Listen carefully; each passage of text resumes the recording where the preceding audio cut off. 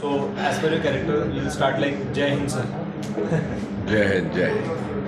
बताइए गदर 2 में किस तरह के कैरेक्टर और क्या नया लेकर आ रहे हैं इस बार गौरव चोपड़ा हम सभी के लिए?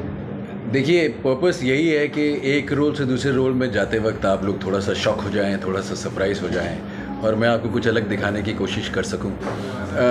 राणा नायडू में आपने लास्ट मुझे देखा था एज प्रिंस रेडी। इस बार कुछ बिल्कुल ही अलग है, जैसे उर्दू में कहा जाता है मुख्तलिफ है, बिल्कुल ही 1970 की कहानी है और 1970 के हमारे एक सोल्जर का पार्ट है कर्नल रावत। कर्नल रावत वो सिपाही हैं हमारे देश के जिनकी वजह से हम सुरक्षित महसूस करते हैं। कभी कभार हमें उनका अंदाज़ा भी नहीं रहता कि वो वहाँ खड़े हैं, सुबह से लेकर रात तक वो सारे डिसीजंस ले रहे हैं जिसकी वजह से हम सुरक्षित हैं।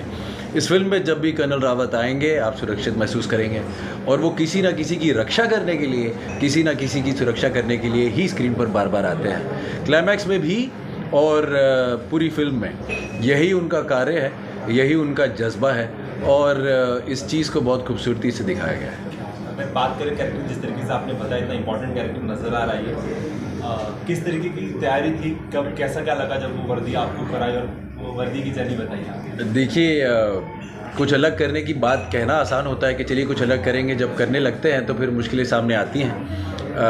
जब वर्दी सबसे पहली बार पहनी और वो 1970 की ही वर्दी थी तो उसकी फ़िट कुछ इस तरह की थी कि ऐसा उसको पहनकर लगा कि बहुत बॉयश फील आ रही है। आजकल की जो हमारे फ़िज़ीक है या जिस किस्म की हम फिटनेस मेंटेन करते हैं 1970 से लेकर अब में बहुत फ़र्क हो गया। तो 1970 के एक आर्मी ऑफिसर की वो मर्दानगी वाली बात आनी चाहिए थी। 15-20 दिन लग गए मूंछ चुनने में, पर वर्दी वाली चीज़ पहनकर मुझे समझ में आया कि मुझे कुछ उस तरह का डील डॉल बनाना पड़ेगा, उस तरह की बॉडी बनानी पड़ेगी। और फिर वो मेहनत की गई, पहलवानी की गई, वर्जिश की गई, बहुत सारे पराठे खाए गए, घी का बड़ा इस्तेमाल हुआ मेरे घर पर उन दिनों, मज़ा बहुत आया। पर उसका नतीजा बहुत अच्छा है। उसका नतीजा ये है कि एक उस किस्म की प्रेजेंस और पर्सनालिटी मैं बना सका। 1970 का अगर मर्द बनाना था तो उसी किस्म की ज़िंदगी भी जीनी थी, तो बहुत मज़ा आया। गदर की अगर मैं बात करूँ तो काफ़ी आइकॉनिक है। जानना चाहूँगी जब आपको ऑफर हुआ, what was your reaction? You know, I was in any case in this whole mode of experimentation, and after Bachchan Pandey and Rana Naidu, I knew that Gadar would be that perfect third variation to showcase.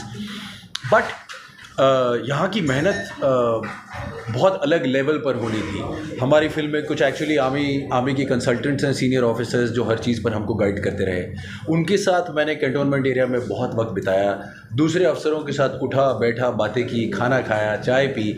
बहुत सारी हमारी shooting भी उनके actual army offices में ही हुई। तो वो उतना वक्त जो मैंने बिताया हर शेड्यूल में बार बार उन लोगों के साथ, उससे कहीं ये प्रोसेस बड़ा रियल हो गया।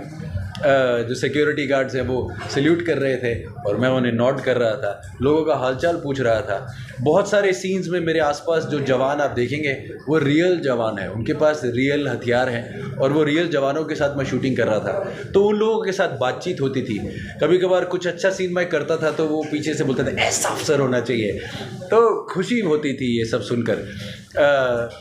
उस दौरान शायद कर्नल रावत ही बन गया और मेरे लिए गदर की इस पूरी जर्नी में सबसे खूबसूरत पार्ट यही है। अगर बात करूँ मैं तारा और सकीना जी, कैसा रहा उनके साथ का आपका एक्सपीरियंस, क्या कुछ सीखा, क्या कुछ देखा? देखिए, गदर का तो मतलब ही तारा सिंह, सकीना और जीते हैं। ये इन तीनों का जो परिवार है उन्हीं की कहानी है। जहाँ पिछले साल पिछली बार छूटी थी 1955 में, अब कुछ 16-17 साल बाद कहानी कंटिन्यू होती है 1971 में। और जो इमोशन और जो जज्बा आपको पिछली गदर में दिखा उसकी एक एक्सटेंशन है, वो एक कदम और आगे बढ़ता है। आपको बिल्कुल भी ऐसा लगेगा नहीं कि आप कोई और फिल्म देख रहे हैं। अगर आप पिछली फिल्म देखते और उसके बाद लिखा आता 17 साल बाद और ये फिल्म शुरू हो जाती तो ये उतनी स्मूथ है, उतनी सीमलेस है। और अनिल जी ने उसे उसी जज्बे से बनाया है। तो फिल्म की ड्राइविंग फोर्स जो है वो इमोशन है, वो परिवार है, वो मोहब्बत है, वो देश है और वही ड्राइविंग फोर्स पिछली बार भी थी, इस बार भी है। लास्टली हम आपसे एक बार उस कर्नल की एक छोटी सी झलक देखना चाहेंगे। किस तरीके की तैयारी आपने की है जो हमें पर्दे पर आगे देखने को मिली? अरे देखिए, उनकी फ़ोटोज़ में हम आपको ज़रूर प्रोवाइड कर देंगे, तो वो आप यहाँ बीच में वीडियोज़ में डाल सकते हैं। जो कर्नल साहब का एक डायलॉग ट्रेलर में है वो मैं ज़रूर एक बार दोबारा आपको बता देता हूँ। उसके अलावा तो आपको सिनेमा हॉल जाना पड़ेगा।